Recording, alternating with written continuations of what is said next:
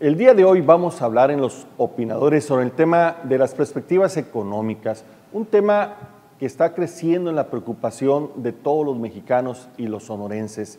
En los últimos 2 años, digamos, la economía no ha funcionado como se esperaba. En el 2013 tuvimos un crecimiento del 1.4%. Este año iniciamos con un propósito de crecer 3.9% y se han tenido que hacer al menos 2 ajustes. El primero se hizo un ajuste a 2.7 y el último por parte de la Secretaría de Hacienda es entre el 2.1 y el 2.6. Sin embargo, otras previsiones no son tan optimistas. Por ejemplo, Banco de México dice entre el 2 y el 2.5 y HBC dice el 2.2.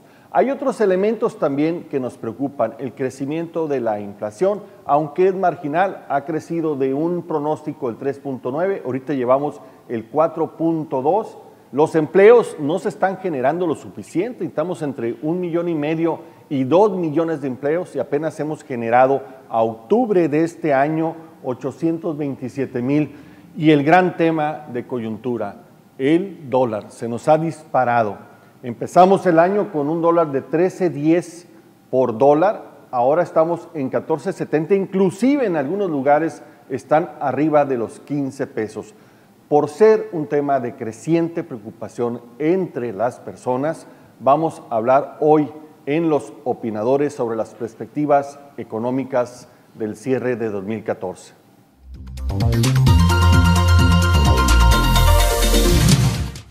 Bienvenidos a su programa Los Opinadores. El día de hoy vamos a tratar un tema que está creciendo en la preocupación de todos los ciudadanos. El tema de las perspectivas económicas en este cierre de 2014, el inicio del 2015. Y para eso hemos invitado a 2 expertos en el tema.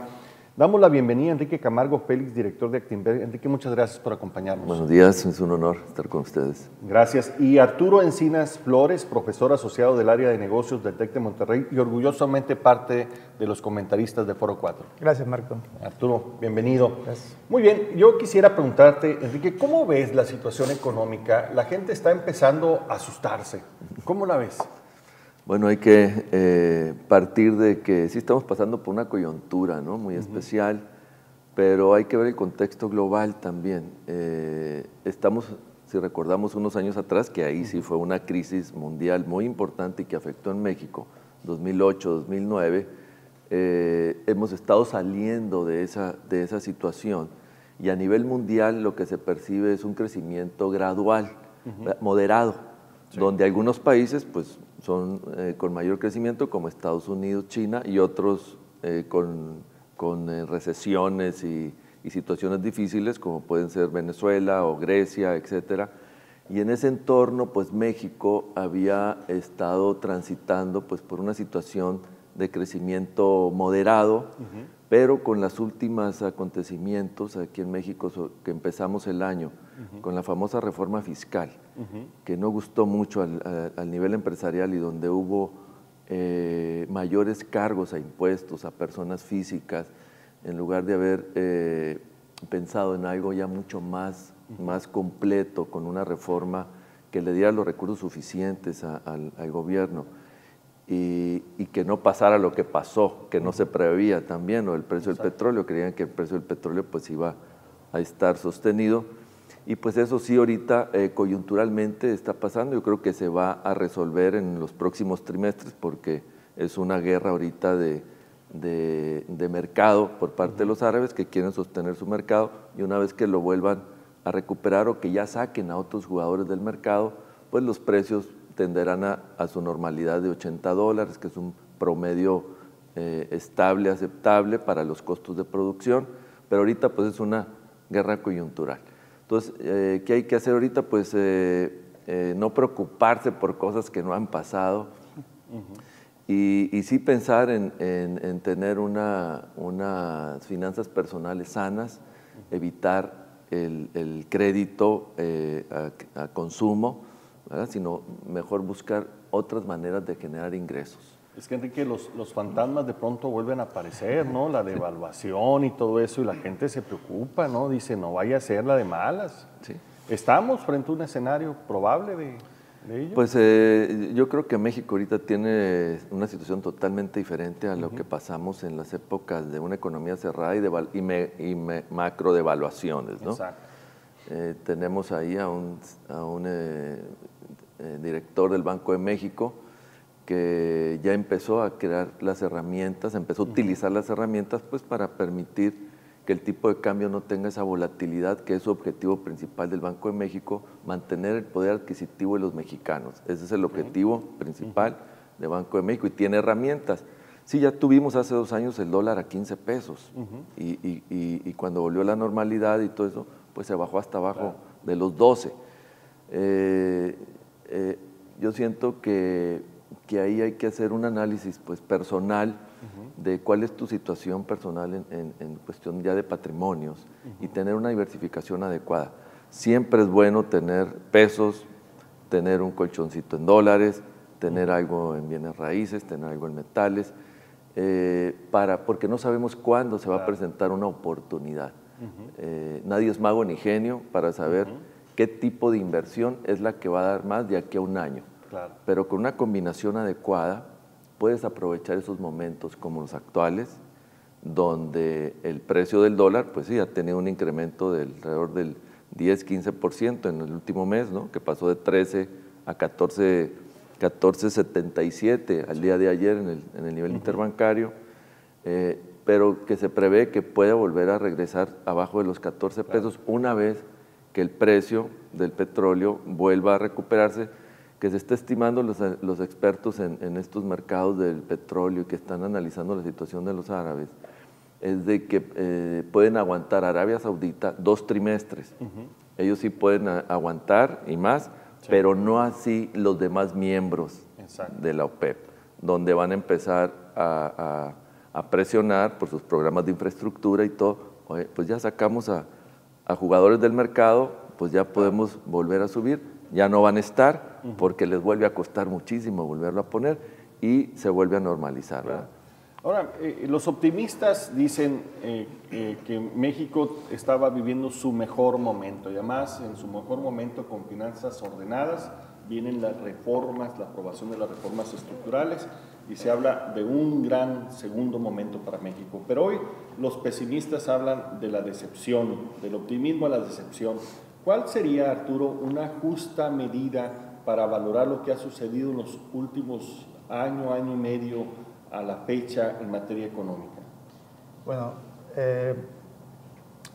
curiosamente, sí, las expectativas son muy fuertes. Las reformas estructurales vienen a dar una expectativa muy grande para México. De hecho, salía en la revista Time como a Peña Nieto, al presidente, como va a salvar a México. Exacto.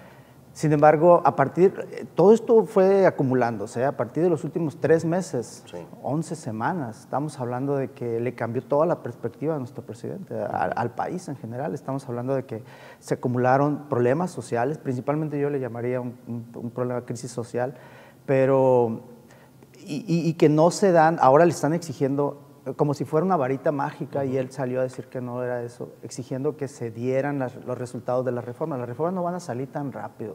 Apenas la semana pasada se dio la primera prebase para hacer los contratos de petróleo a nivel internacional. Es decir, se da la primera alternativa para que una empresa privada venga a invertir en México en la exploración, explotación, comercialización en su momento del petróleo. Entonces y eso va a ser la prebase para el 2015. Exacto. Y eso va a ser a partir del 16, 17, a lo mejor hasta el 18 se empiezan a dar resultados. O sea, las reformas tardan en su implementación y hay que decirlo con claridad, no son inmediatas. No. Y esta es apenas la energética.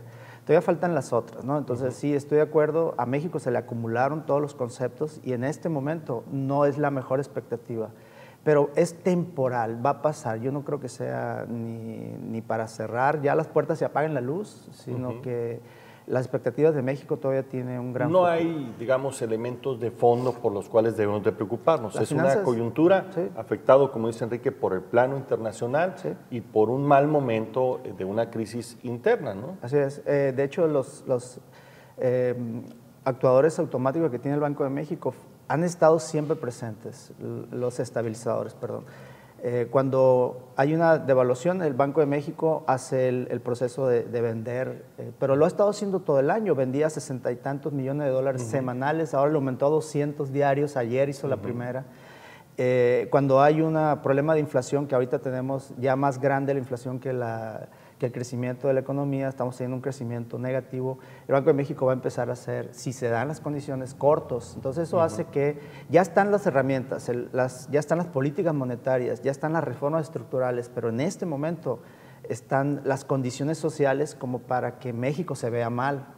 No es tan terrible todavía, no hemos entrado en ninguna crisis. Es una coyuntura, entonces. Uno de los indicadores que me faltó mencionar en el infográfico es que a México le está afectando ahorita condiciones sociales y la expectativa del consumidor lleva 12 meses con una confianza en caída libre. Eso es con datos de INEGI y de Banco de México. Entonces eso hace también que no creamos, nosotros los consumidores no creamos en las políticas que está haciendo el presidente de México. Entonces son condiciones que se están dando, pero todavía no se habla de crisis económica. Exacto. Ahora, Enrique, ¿es diferente México de los años 80 desde el punto de vista estructural al México de los años 2014? Y uno de ellos, un paso importantísimo, fue la autonomía del Banco de México, que como tú dices, tiene todos los instrumentos y está totalmente empoderado para intervenir y corregir problemas de coyuntura. Así es, y que no depende del nombramiento del presidente, sino que va más transaccional. Y ahora sí es totalmente autónomo, no tenemos una economía cerrada, no hay un control de cambios, ahora sí es un mercado libre, ¿verdad? Con sus herramientas, y que puede haber estos episodios que ya tenemos, y en esto pues hay sectores que se ven positivos, algunos son negativos, en otros son positivos. Todo lo que es toda la industria exportadora, minera, turismo, todo por ese lado, pues viene un área de crecimiento económico. Las negativas son para aquellas empresas que están endeudadas en dólares, más de que sus ingresos en proporción, pero hay que verlo positivo.